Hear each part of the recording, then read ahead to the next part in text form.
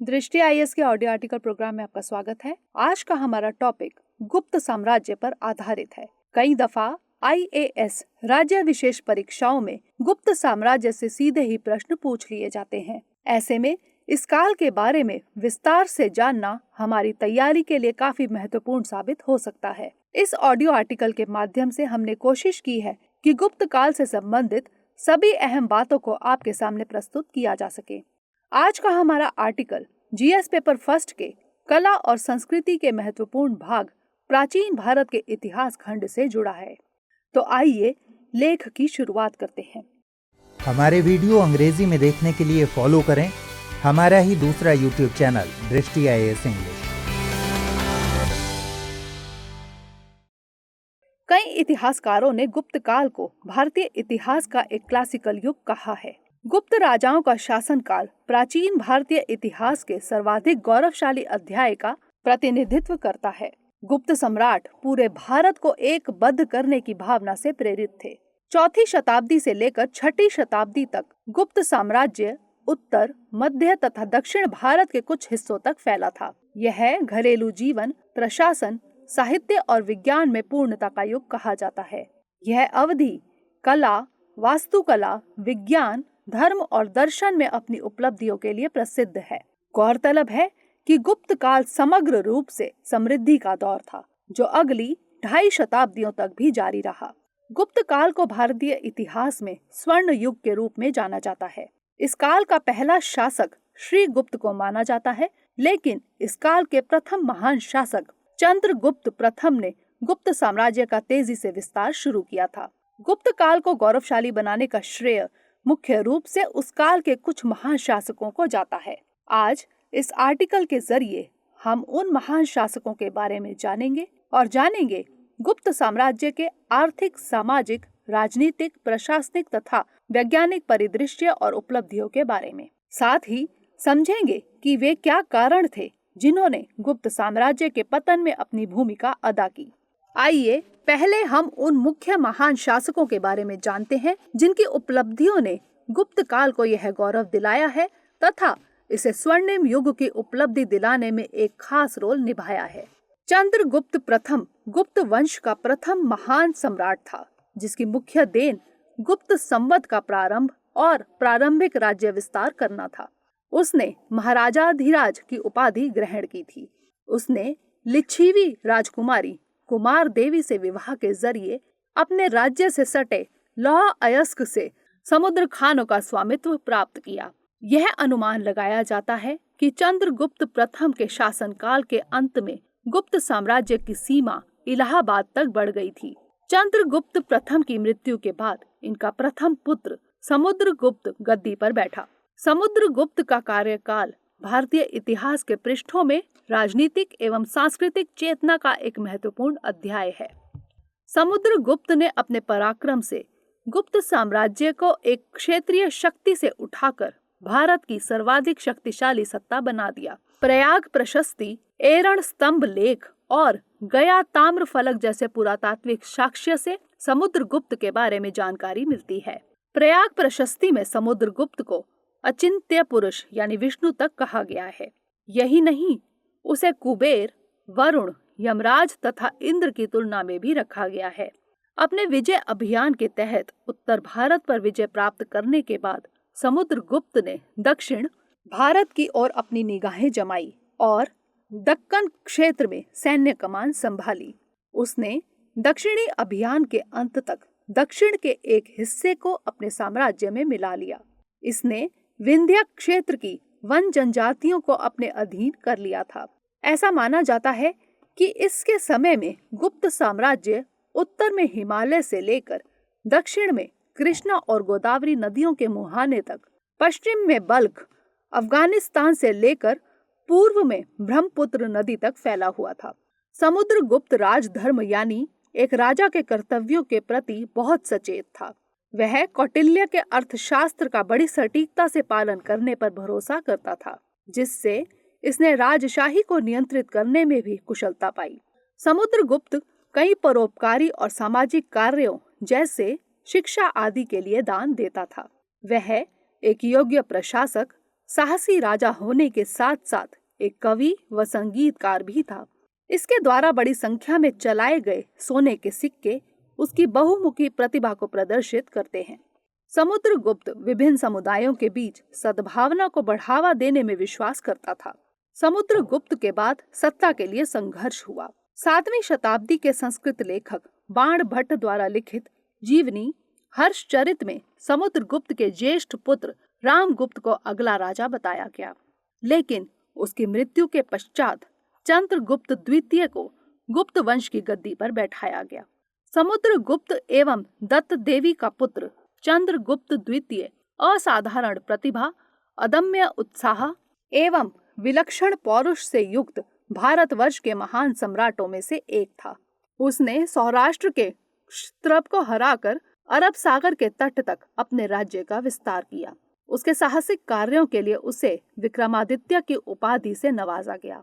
इतने अधिक साम्राज्य विस्तार के बाद इस विशाल साम्राज्य में और अधिक कुशलता से शासन करने के लिए चंद्रगुप्त द्वितीय ने अपनी दूसरी राजधानी उज्जैन में स्थापित की थी। इसी क्रम में उसने अपनी नौसैनिक गतिविधियों को बढ़ाने पर ध्यान दिया, जिससे उसके समय में ताम्रलिप्ति और सोपारा बंदरगाह समुद्री व्यापार के व्यस्ततम केंद्र बन गए। चंद्रगुप्त विक्रमादित्य कला एवं संस्कृति के प्रेमी थे। उन्होंने अपने दरबार की शोभा बढ़ाने के लिए 9 अलग अलग क्षेत्रों में पारंगत महान विद्वान और विभिन्न विषयों के जानकार व्यक्तियों को संरक्षण दिया था। ये निपुण व्यक्ति विक्रमादित्य के नवरत्न कहलाते थे। विभिन्न अनाथालयों, धार्मिक संस्थाओं और अस्पतालों को दिया जाने वाला धन चंद्रगुप्त की उदारता को प्रदर्शित करता है। गुप्त साम्राज्य इसके समय अपने शिखर पर था, जिसकी अभूतपूर्व प्रगति ने जीवन के सभी क्षेत्रों को चिन्हित किया है। गुप्त साम्राज्य अपनी कला, संस्कृति, प्रशासन, सामाजिक आर्थिक स्थितियों तथा विज्ञान के लिए प्राचीन भारत के इतिहास में एक अहम रोल अदा करता है। आइए जानते हैं कि आखिर क्या खासियत है इस साम्राज्य की तथा क्यों यह उसके पहले के साम्राज्यों का अगला छोर तथा आने वाले साम्राज्यों के लिए एक पूर्व प्रशस्त मार्ग साबित होता है। गुप्त साम्राज्य एक विशाल साम्राज्य बन चुका था, जहां प्रशासन के स्तर पर बेहतर रणनीतियां और दूरदर्शिता मौजूद थी। सम्राटों ने इस साम्राज्य का प्रशासन भी अत्यंत कुशलता के साथ संचालित किया। इस शासन का केंद्र सम्राट था, जिसकी सहायता के लिए एक मंत्रिमंडल होता था, जिसमें अमात्य, मंत्री एवं सचिव होते थे। इस साम्राज्य का प्रशासन प्रांतीय सत्ता पर आधारित था, अर्थात यहाँ बड़े राज्यों को प्रांतों में विभाजित किया जाता था, जिन्हें प्रदेश कहा जाता था, जिनमें प्रशासन के लिए प्रशासनिक प्रमुख नियुक्त किए गए थे। इन राजाओं द्वारा नौकरशाही में अनुशासन और पारदर्शिता बनाने पर खासा जोर दिया गया था। इसके अतिरिक्त प्रांतों को जनपदों में विभाजित किया गया था, जिन्हें विषय कहा जाता था, और इनकी देख रेख के लिए नियुक्त प्रमुख को विषयपति कहा जाता था। इनके समय में लोग स्वतंत्र होकर विचरण करते थे। यहाँ चोरी की घटनाएं दुर्लभ देखी जाती थी। समुद्रगुप्त दक्षिण भारत के राज्यों को हासिल करने के बावजूद वहाँ का प्रशासन मूल राजाओं को सौंपकर वहाँ से केवल कर वसूलता था। उसका मानना था कि देश का वह हिस्सा उसकी राजधानी से काफी दूर है, जहाँ प्रशासन करने में उसे कठिनाई होगी। उनके मानने वालों ने उन्हें एक विवेकशील राजा के रूप में स्वीकार किया है। किसी भी देश की राजनीति और प्रशासन वहाँ की सामाजिक आर्थिक परिस्थितियों को भी प्रभावित करती है। ऐसे में यह जानना बेहद जरूरी है कि आखिर गुप्त काल की सामाजिक आर्थिक परिस्थितियां क्या थी तथा वे कैसे वहाँ के साहित्य, शिक्षा, कला, संस्कृति और विज्ञान को प्रभावित कर रही थी। गुप्त काल में संस्कृति के विभिन्न अंगों का बड़ी प्रचुरता से विकास हुआ है, जिसने इसके सामाजिक आर्थिक ताने बाने को भी प्रभावित किया है। गुप्तकालीन सामाजिक व्यवस्था में सबसे छोटी इकाई परिवार थी, जहां संयुक्त तथा एकल दोनों परिवारों का प्रचलन था। इस काल में समाज पितृसत्तात्मक था, यानी परिवार का मुखिया पिता होता था। समाज में वर्ण व्यवस्था व्याप्त थी। समाज में स्त्रियों की स्थिति संतोषजनक थी।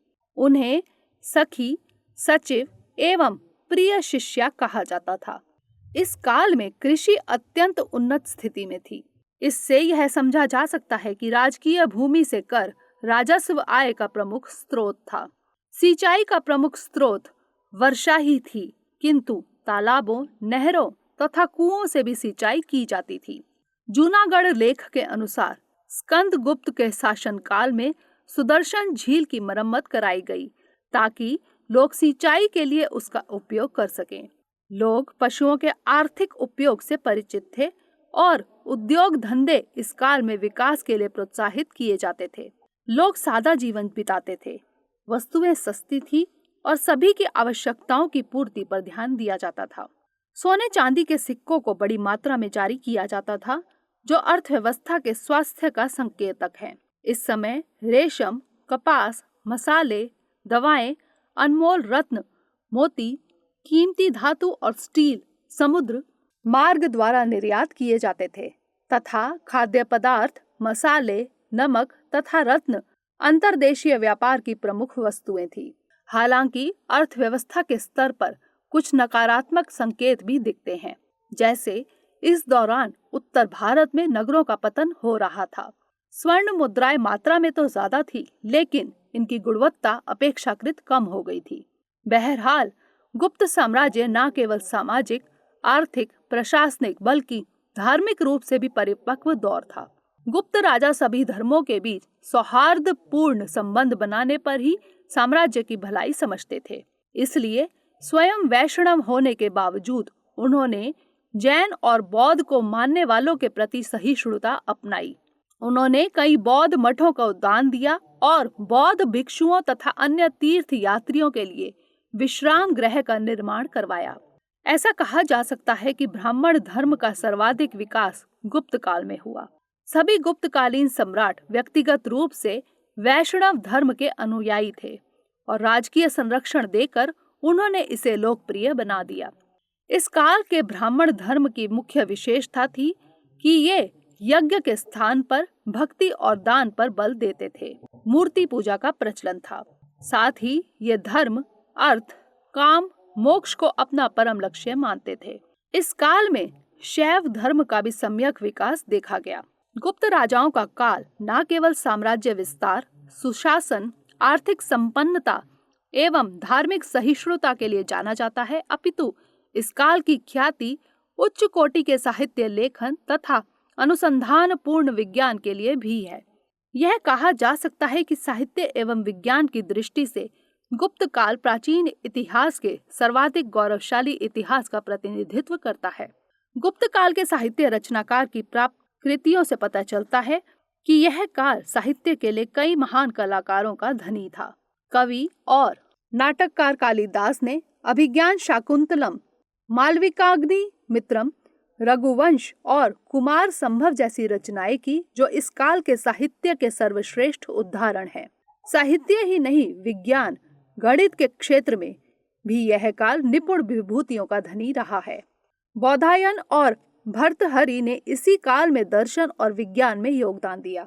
वराह मिहिर ने बृहद संहिता लिखकर खगोल विज्ञान और ज्योतिष के क्षेत्रों में भी अपना योगदान दिया।